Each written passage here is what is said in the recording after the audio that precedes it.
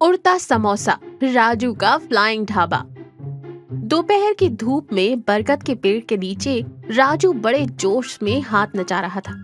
बिट्टू, तू बात समझ नहीं रहा। इस बार मकर संक्रांति पर हम इतिहास रच देंगे, इतिहास।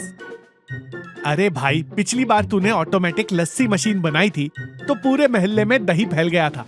अब क्या नया तूफान ला रहा है? अरे वो मशीन की टाइमिंग गलत थी, पर इस बार प्लान सॉलिड है। देख, संक्रांति के दिन सबसे बड़ी समस्या क्या होती है? यही कि लाल बाबू मेरी पतंग काट देते हैं। अबे नहीं, समस्या ये है कि जब पतंगबाजी अपने चरम पर होती है तो भूख लगती है। अब या तो पतंग छोड़ के नीचे खाना खाने जाओ या भूखे पेट छत पर खड़े रहो। अगर नीचे आए तो पतंग गई, अगर ऊपर रहे तो जान गई।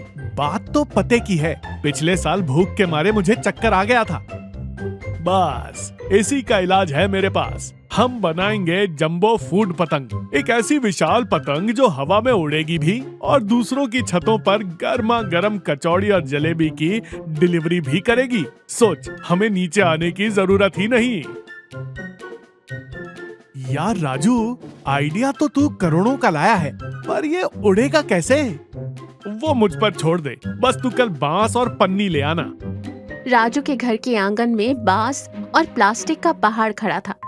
राजू और बिट्टू पसीने में लथपथ होकर एक चारपाई पर बड़ी पतंग बना रहे थे।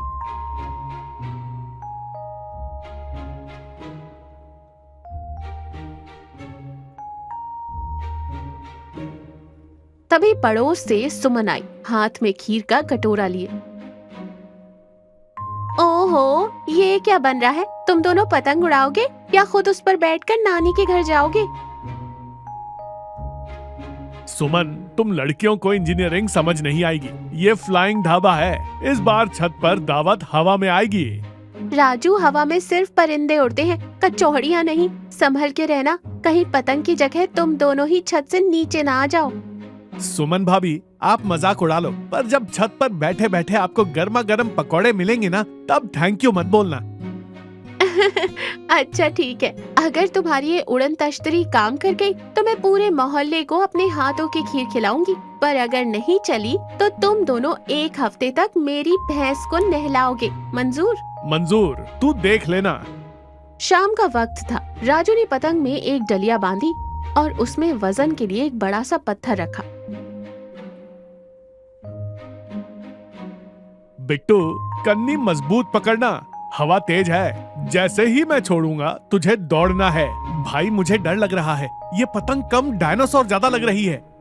डर मत, खींच। बिट्टू दौड़ा, पतंग हवा में लहराई, वो ऊपर उठी और ऊपर। राजू खुशी से चिल्लाया, देखा, साइंस है, साइंस। तभी हवा का एक झोंका आया, पतंग ने गोता खाया और डलिया में रखा पत्थर सीधा नीचे धड़ाम।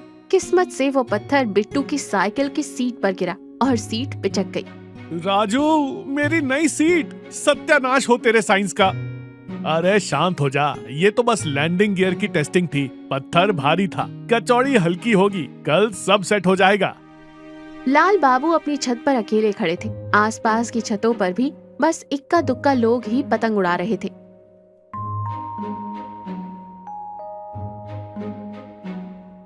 सामने वाली छत पर लाल बाबू अपनी मूंछों पर ताव दे रहे थे। उनकी काली पतंग ने सुबह से 4 पतंगे जो काट दी थी। क्या हो राजू, आज मैदान साफ है क्या? तुम्हारा वो जंबो जेट कहाँ है? सबर करो काका, अभी हमारा ब्रह्मास्त्र निकलेगा।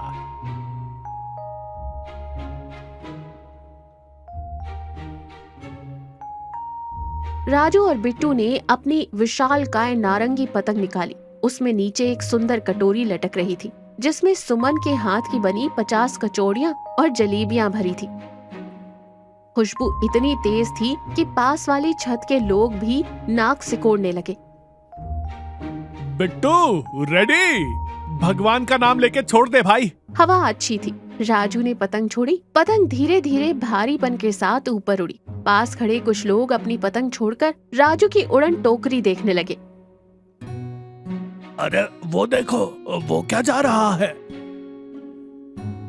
भाइयों और बहनों, पेश है राजू फूड डिलीवरी। जिसको कचौड़ी चाहिए हाथ ऊपर करो। लाल बाबू हैरान होकर देखने लगे। ये ससुर पतंग उड़ा रहा है या लंगर बांट रहा है? पतंग हवा में स्थिर हो गई।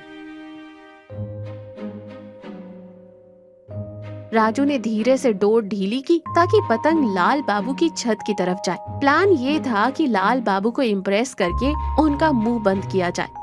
काका कैच लपकना, स्पेशल डिलीवरी। लेकिन तभी कहानी में ट्विस्ट आया। कचौड़ी और जलेबी की महक सिर्फ इंसानों तक नहीं पहुंची थी, ऊपर आसमान में उड़ रहे चील और कौओं की भी पूरी फौज ने उसे देख लिया था। राजू वो देख, ऊपर देख। क्या? 4-5 काले कौवे और 2 बड़ी चीलें टारगेट की तरह डाइव मार रही थी। अरे हटो, भागो, मेरी कचौड़ियाँ। चीलों ने हवा में ही टोकरी पर हमला बोल दिया। पतंग का बैलेंस बिगड़ा। राजू पूरी जान लगाकर डोर खींच रहा था। बिट्टू पीछे से राजू की कमर पकड़कर खींच रहा था। बिट्टू खींच, वरना ये कचौड़ी के साथ हमें भी ले उड़ेंगे। तभी एक चील ने कटोरी पर झपट्टा मारा। कटोरी का धागा टूटा और बरसात शुरू हो गई।